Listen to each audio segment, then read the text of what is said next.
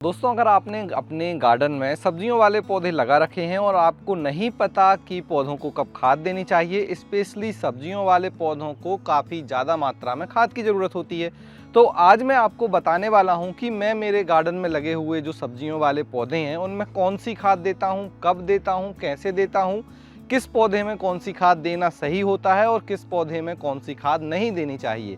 ये सारी जानकारी आपको आज के इस वीडियो में मिलेगी। प्रैक्टिकली मैंने सारे देखिए ये खाद निकाल कर रखे हैं, इनका मैं इस्तेमाल करता हूं, लेकिन हर समय हर पौधे में सभी खाद नहीं दी जाती। तो एक एक पौधे के पास जाएंगे, उसकी ग्रोथ के हिसाब से बात करेंगे कि उसे कौन सी खाद की ज़रूरत है।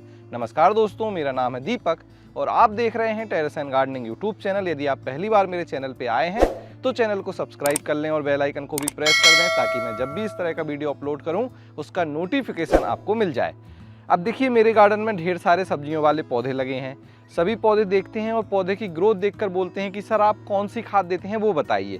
तो सबसे पहले तो मैं क्लियर कर दूं कि मैं कोई एक खाद को नहीं देता और सबसे ज़्यादा मैं खाद का इस्तेमाल करता हूं मिट्टी बनाते समय। जब मैं मिट्टी बनाता हूं तो उसमें ये सारी खाद वहां पर मिली होती हैं। मैं बोन मील भी मिलाता हूं, मैं बर्मी कंपोस्ट भी मिलाता हूं, मैं सरसों की खली भी वहां पर मिला देता हूं। तो सारी खाद हम वहां मिलाते हैं। उसके बाद जब पौधों की ग्रोथ अच्छी होने लगती है ग्रो बैग में, तब भी बीच बीच में हम उसमें खाद देते हैं। वो कौन कौन सी खाद हैं तो देखिए, यहाँ पे जो मैंने खाद रखी हैं पहले इन पर बात कर लेते हैं। जैसे ये आप देख रहे हैं तो बर्मी कंपोस्ट है, ये आप देख रहे हैं गोबर की खाद है, यहाँ पे ये है हमारा सरसों की खली। इसके बाद यहाँ पे आप देख रहे हैं तो ये बोन मील है, सामने ये एप्सम सॉल्ट है, यहाँ पे आप देख रहे हैं ऑर्गेनिक रॉक फास्फेट। इसके साथ ही मैं ऑर्गेनिक पोटास भी इस्तेमाल करता हूँ। ये आप देख रहे हैं plant growth promoter liquid fertiliser है ये, और यहाँ पे आप देख रहे हैं ये सीवीड लिक्विड। अब इन सब का इस्तेमाल अलग अलग समय पर होता है। गोबर की खाद और बर्मी कंपोस्ट, दो ये ऐसी खाद हैं जिनका इस्तेमाल मैं हमेशा करता हूँ। या तो मैं मिक्सचर बना रहा हूँ या सिंपल अलग सिंगल दे रहा हूँ, तो ये दोनों खाद मेरी हमेशा इस्तेमाल होती हैं। ज़्यादातर वीडियो में मैंने बताया होगा कि सबसे अच्छी अगर आपको खाद जाननी है तो वो बर्मी कंपोस्ट और गोबर की खाद ही है, जिसका इस्तेमाल आप गार्डन के सभी पौधों में कर सकते हैं। अब बात करते हैं कि किस पौधे में कैसे खाद देनी है। तो देखिए, शुरुआत हम यहाँ से करेंगे। आप यहाँ देखेंगे कि हमारा बैगन का पौधा है ये, और इसमें बैगन आ रहे हैं, ये देखिए।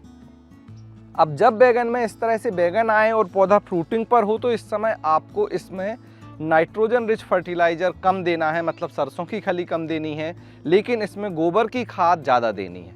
गोबर की खाद दीजिए या फिर बर्मी कंपोस्ट दीजिए, दोनों ही बहुत अच्छे से इस पे काम करेंगी और इस पौधे की ग्रोथ भी अच्छी होगी।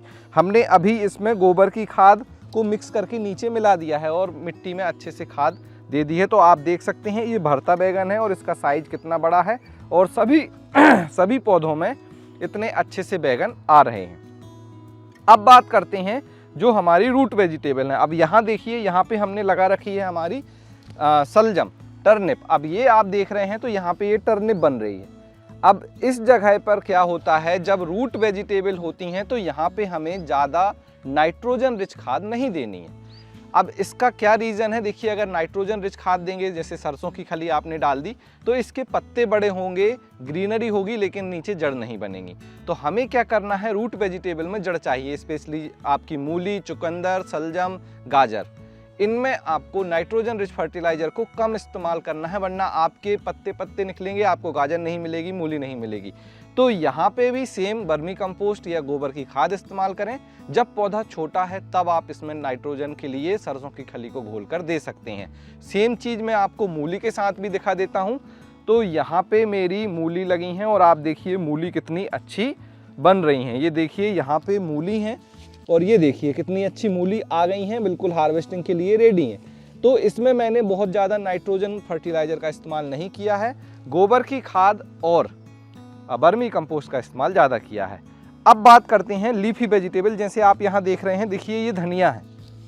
अब ये धनिया में क्या है, इसकी पत्तियाँ ही हमें हार्वेस्ट करने को मिलती हैं। तो जब धनिया की बात आती है तो यहाँ पे आप सरसों की खली का इस्तेमाल ज़्यादा कर सकते हैं, क्योंकि इसे नाइट्रोजन की ज़्यादा ज़रूरत है। इन पौधों को, पत्तियों को ग्रीन करना है, बढ़ाना है, तो आप यहाँ पे सरसों की खली का घोल दे सकते हैं।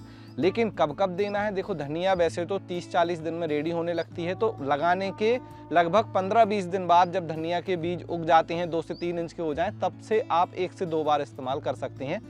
एक बात का ध्यान रखिए, बहुत ज़्यादा खाद ना दें। जितनी भी ऑर्गेनिक खाद है उसको यूज होने में या उसको मिट्टी में मिलकर उसके जो पोषक तत्व निकलने में काफ़ी लंबा समय लग जाता है।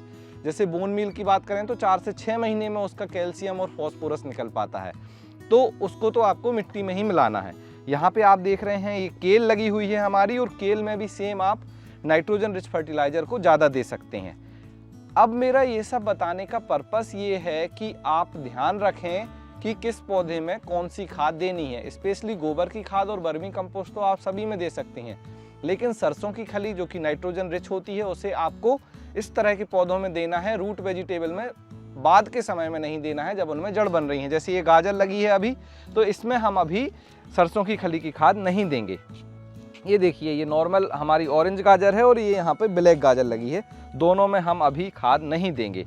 अब बात करते हैं कि जब हमने पौधे लगाए हैं और जब पौधे हमारे बड़े हो रहे हैं तब आपको कौन सी खाद देनी है। तो यहाँ पे मैं आपको बता देता हूँ कि ये जो मिर्च के पौधे हैं, देखिए ये मिर्च के पौधे मैंने अभी ट्रांसफ़र किए हुए हैं।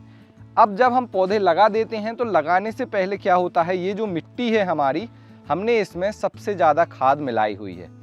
अब इसमें हमने गोबर की खाद भी मिलाई है, वर्मी कंपोस्ट भी मिलाया है, बोन मील भी मिलाया है, सरसों की खली भी मिलाई है। तो सभी तरह की खाद हमने इस मिट्टी में मिलाकर लगाई हैं। तो जब हम पौधे को ट्रांसफ़र करेंगे तब हम इसमें अभी फ़िलहाल में इसमें कोई भी खाद नहीं डालेंगे। जब पौधा अच्छे से सेट हो जाएगा 1 हफ्ते बाद, तो हम इसकी ड्रिंचिंग, या तो ड्रिंचिंग आप पहले से ही शुरू कर सकते हैं, ड्रिंचिंग करेंगे। अब ड्रिंचिंग में हम क्या करेंगे, सीवीड लिक्विड फर्टिलाइज़र बनाकर इसमें देंगे। अगर प्लांट में हमें ऊपर से स्प्रे करना है तो यहाँ पर हम प्लांट ग्रोथ प्रमोटर का स्प्रे करेंगे। जो सॉलिड मतलब ठोस खाद होती है उसे हम अभी यहाँ पर नहीं देंगे। इसके अलावा आप जो गोबर की खाद और वर्मी कंपोस्ट है इसकी भी कंपोस्ट टी बनाकर दे सकते हैं, तो उसका भी इस्तेमाल कर सकते हैं। जब ये पौधे 15 दिन बाद सेट हो जाएंगे, 15 से 20 दिन के हो जाएंगे, उसके बाद हम इसमें ठोस खाद देना शुरू करेंगे, या फिर सरसों की खली की खाद की हम लिक्विड बना लेंगे, या फिर इसमें वर्मी कंपोस्ट या गोबर की खाद देना शुरू करेंगे।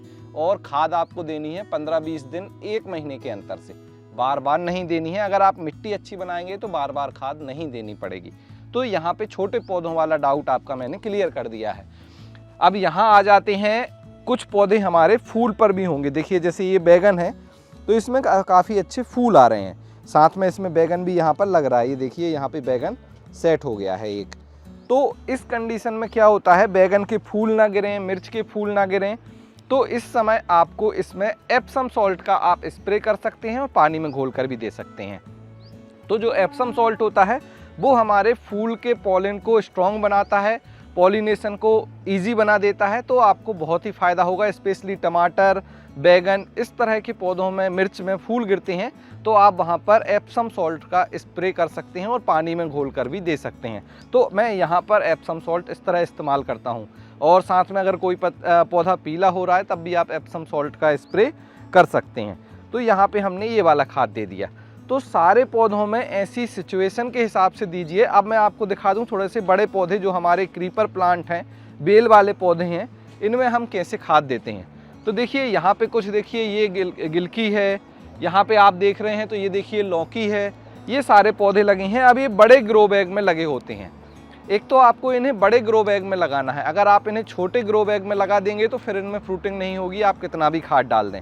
तो सबसे पहले तो बड़े ग्रो बैग में लगाएं।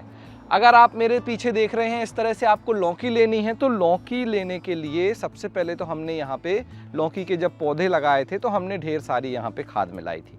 इसके बाद जब ये बेल बड़ी होने लगी तो हमने क्या किया, इसमें फिर से खाद की फिलिंग की। उस समय आप इसमें गोबर की खाद, वर्मी कंपोस्ट को थोड़ी सी मिट्टी में मिलाकर ऊपर की लेयर में फैला सकते हैं। अगर आपको ऐसा नहीं करना तो आप इसकी हल्की सी गुड़ाई करके भी इसमें खाद दे सकते हैं। अब खाद वही देना है जो मैंने बताया। आप इसमें क्या होता है, आप मिक्सचर बनाकर भी दे सकते हैं। सरसों की खली, बोन मील और वर्मी कंपोस्ट, इनका मिक्सचर बनाकर भी आप दे सकते हैं। तो यहाँ पे खाद अच्छे से दे देने के बाद इनकी रूट जो है बिल्कुल ऊपर ही होती है, तो वो उसमें जल्दी से अपना न्यूट्रिशन मिल जाता है और फिर आपके पौधे काफ़ी अच्छे से बड़े होते हैं। तो बड़े पौधों में थोड़ी सी आपको बड़े ग्रो बैग में ज़्यादा खाद लगेगी। हो सकता है 2 से 4 kg आपको यहाँ पे वर्मी कंपोस्ट का इस्तेमाल करना पड़े इस तरह से बड़े ग्रो बैग में, क्योंकि इनकी काफ़ी हैवी फीडर होते हैं ये पौधे, क्योंकि इन्हें इस तरह से जब बड़ी बड़ी लौकी बनाना है तो ऑब्वियसली इन्हें न्यूट्रिशन की ज़रूरत होगी, तभी इस तरह की लौकी आपको मिल पाएंगी। तो यहाँ पे आपको ये ट्राई करना है कि मतलब खाद अच्छी दें, गोबर की खाद, वर्मी कंपोस्ट दें या फिर मिक्सचर बना कर दें। अब यहाँ आ जाते हैं आगे। तो यहाँ पे पीछे आप देख रहे हैं तो हमारे करेले लगे हुए हैं। करेले में भी सेम हमें करना है, जैसे हमने लौकी में किया था वैसे ही खाद देनी है। अब यहाँ पे आप देखेंगे हमारी फ्रेंच बीन्स लगी हुई है। ये देखिए, ये फ्रेंच बीन्स लगी हुई हैं, फ्रेंच बीन्स बन रही हैं। अब इन बीन्स में हमने गोबर की खाद और वर्मी कंपोस्ट का इस्तेमाल करना है। अभी मैंने यहाँ पे वर्मी कंपोस्ट भी दिया हुआ है। इस समय फूल आ रहे हैं तो हम सरसों की खली का इस्तेमाल नहीं करेंगे और 2 खाद का इस्तेमाल करेंगे। इसके अलावा मैंने आपको ऑर्गेनिक रॉक फास्फेट, अगर आपको बोन मील इस्तेमाल नहीं करना, और पोटास के बारे में बताया है। तो ये दोनों खाद आप या तो बीच में इस्तेमाल करें, लेकिन सबसे अच्छा तरीका है आप मिट्टी बनाते समय इन्हें मिलाएं।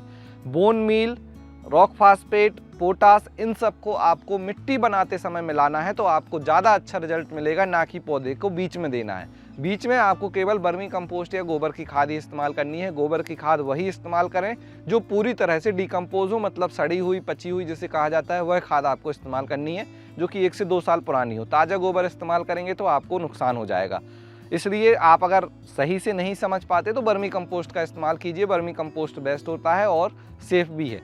अब आपका सवाल आ रहा होगा कि किस पौधे में कितना इस्तेमाल करें। आपने सारे खाद बता दिए, तो ये डिपेंड करता है कि आपके गमले की मिट्टी में पहले से कितने खाद हैं, गमले का साइज क्या है, पौधा कौन सा लगा है। जैसे कि लौकी, करेला में आपको ज़्यादा खाद इस्तेमाल करनी पड़ेगी। छोटे पौधे हैं, टमाटर है, बैगन है, तो उसमें आप अपने हिसाब से 2 मुट्ठी से शुरुआत करके 2 से 4 मुट्ठी एक बार में दे सकते हैं। मतलब आधा किलो तक आप खाद दे सकते हैं। ज़्यादा भी दे देंगे तो कोई प्रॉब्लम नहीं है।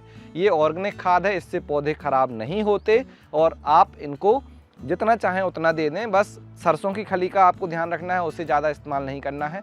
गोबर की खाद और वर्मी कंपोस्ट को आप जितना चाहें इस्तेमाल कर सकते हैं, उससे पौधे खराब नहीं होते। तो ये सारे जो मेरे गार्डन के पौधे हैं उनमें मैं ये सारे फर्टिलाइज़र इस्तेमाल करता हूँ। अलग अलग समय पर सब्जियों वाले पौधों को अलग अलग खाद की ज़रूरत होती है, जो मैंने आपको बता दिया है।